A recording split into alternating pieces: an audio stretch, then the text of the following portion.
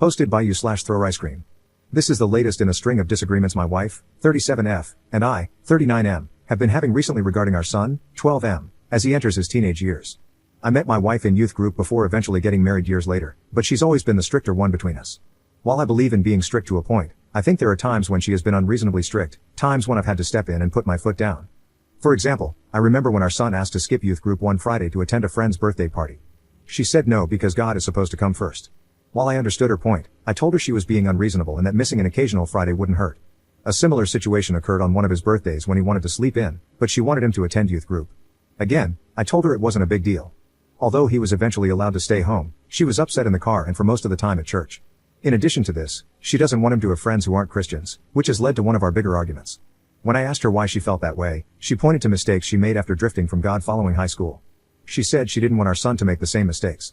While I understood her concerns, I explained that forcing him to do things he doesn't want to do could backfire and make him resentful later. However, she's convinced that without her strict guidance, he'll turn to drinking and other harmful behaviors, as she once did.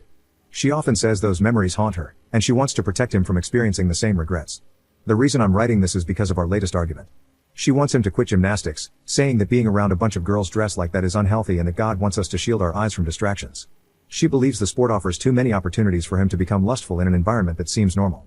I knew trying to change her mind would be nearly impossible, but I tried anyway. I told her that while she's entitled to her opinion, it doesn't mean others will see things the same way. I explained there's nothing immoral about doing gymnastics, especially since our son is passionate about it. She countered that she didn't want him in an environment with girls of various ages, fearing he might start looking at younger girls inappropriately.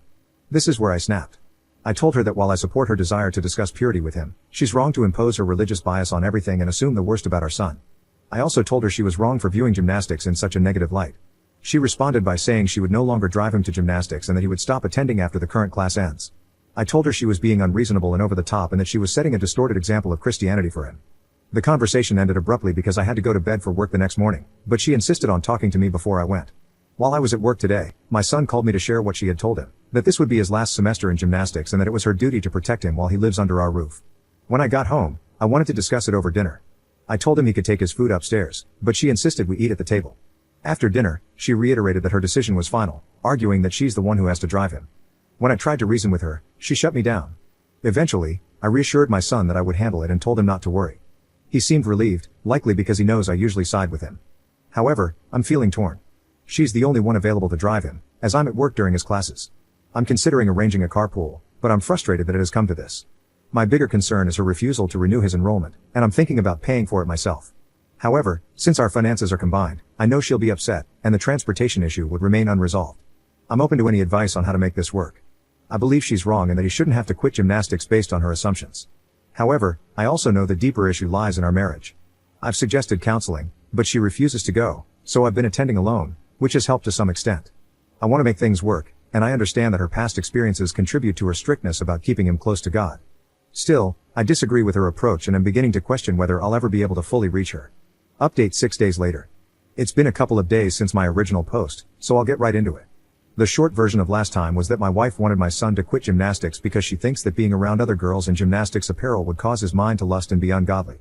This is in the aftermath of her talking to him about purity and whatnot. Over the years, I've been too passive about her ways. For example, when she guilted him into wanting to skip a single youth group meeting to go to a birthday party, all under the impression that God is supposed to come first in everything, I didn't push back. She also doesn't want him having friends who aren't Christian because she thinks that will push him further away from God. I consider this a contradiction to the Great Commission in the New Testament. Not that I'm someone who advocates bringing religion into every conversation and coming off as that weird person, but Jesus spent the majority of his time around people who weren't perfect saints, the opposite of what she's mandated. When she tried to force him to skip the party to put God first, I overruled her, taking the easy way out. When he wanted to hang out with friends who weren't necessarily Christians and she threw a fit, I wanted to tell her that judging someone based on an imaginary image in our heads, rather than their actual character, even before meeting them, is a form of prejudice. But again, I took the easy way out and just told him he was fine to keep his friends, even though I believe it shouldn't have been an issue in the first place. I did the same thing regarding the purity talks she wanted to have with him. I agreed and let her have them, although I was rather quiet during the discussion. Now, I regret it and realize how much of a mistake it was for these reasons.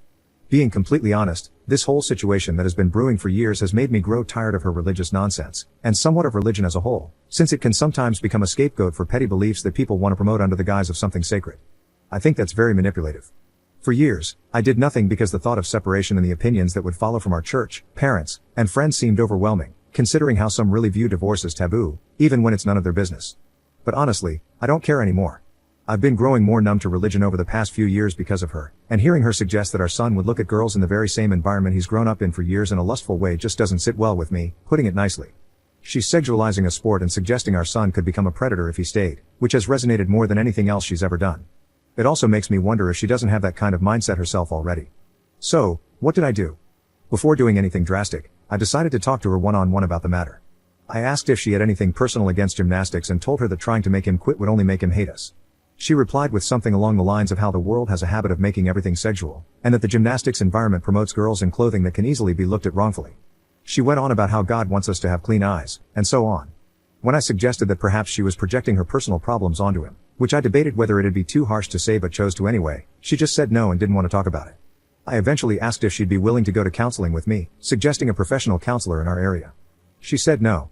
Then I offered talking to someone inside the church, but she became defensive and accused me of trying to embarrass her in front of her friends.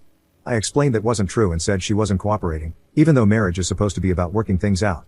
She got upset and said I was wrong for allowing our son to stay in an environment where he'll grow older as younger girls keep coming in, claiming it says a lot about what I'm comfortable with by allowing him to do so. At that point, I was done since I felt she was accusing me of being unfaithful simply because I don't think he should quit gymnastics. Sure, I could talk to other parents and try to arrange a carpool. I could even drive him myself if I could get off work early enough some days. But I can't control what she does at home when I'm not there. She's already talked to him behind my back on numerous occasions while I'm at work, explaining why she wants him to quit. If she doesn't want to talk or cooperate with me, what more can I do? I talked to my son and told him that we'd be going up to my parents' house for the weekend and potentially longer. I was direct in explaining why. I told him again that I'm on his side and that she's sexualizing a sport and minors in a very inappropriate way. I also told him that the last thing we need is to deal with that as he goes into his teen years. I apologized for enabling her for so many years and being afraid of the idea of separation. While I debated whether I should be this direct about explaining everything at his age, I ultimately decided to be honest because I didn't want him to feel I kept things from him as he grew older. I also told him how it was making me stressed at work and unable to focus, which allowed him to open up and tell me that he feels guilty for wanting to stay in gymnastics. I reassured him that he has nothing to feel guilty about. The fact that she made him even have these doubts is something that didn't need to exist in the first place. My parents are now helping me look into a lawyer and ways to comfort him. A lot of this is on me for allowing it to go on for so long, but I just want to know how to help him with the guilt he feels after her words. Besides telling him that I'm on his side and that she's wrong, she's already planted that doubt in him whenever he's in the gym. I just want to help him navigate it the best I can and undo the damage her behavior has caused. As for my wife, she didn't know we had left until after we got there. I told her exactly why we had left, and she was slightly apologetic on the phone. I asked her again if she'd be willing to go to counseling, but she accused me of trying to manipulate her into going. I told her to call back if she had a change of heart. My main priority remains undoing the damage she's done to him, recovering mentally myself, and potentially working through a separation unless she shows she's willing to change, which I doubt, considering we left and she still wouldn't consider counseling. Just being here is more peaceful and much needed after the stress of work and being in that home. Second update 27 days later. It's been almost a month, so I wanted to revisit this. I'm not going to lie, I'm really tired at this point. I wrote a lot the last 2 times, but I don't think I'll do that this time because I'm losing energy over it. Basically, when we were still staying at my parents' house, I told her why we left and said I'd return if she had a change of heart. When we first talked, she refused to budge on her stance that it's inappropriate for him, at his age, to be in the same gym as little kids, particularly girls, from a purity standpoint. She believes that the world has a habit of turning everything that isn't sexual into something sexual, and she thinks the sport just serves as eye candy for lustful people who watch girls run around in leotards, which she often points out. She's even told him this BS while I was at work, and it drove me crazy. I couldn't focus, knowing that in the back of my mind, she was at home telling him things I'd have to undo later. I've mentioned before that much of her behavior is on me for being lax over the years. I'm trying to do better, but it's been incredibly stressful, and it still is, even after almost a month. When we were at my parents' house, we stayed there for a little while, but she started telling her parents and mutual friends false things about me. This led to her parents and some of them calling or messaging me on her behalf, accusing me of being a bad husband, among other things. She even claimed I kidnapped our son and made other accusations, including that I put my hands on her once, which I swear has never happened, not even when we discussed counseling. My parents told me that she was trying to guilt me into returning under her terms and that I should stay with them because she had truly gone off the rails. So, we've been staying with my parents ever since. I've taken a leave from work because my mind hasn't been in a good place for over a month.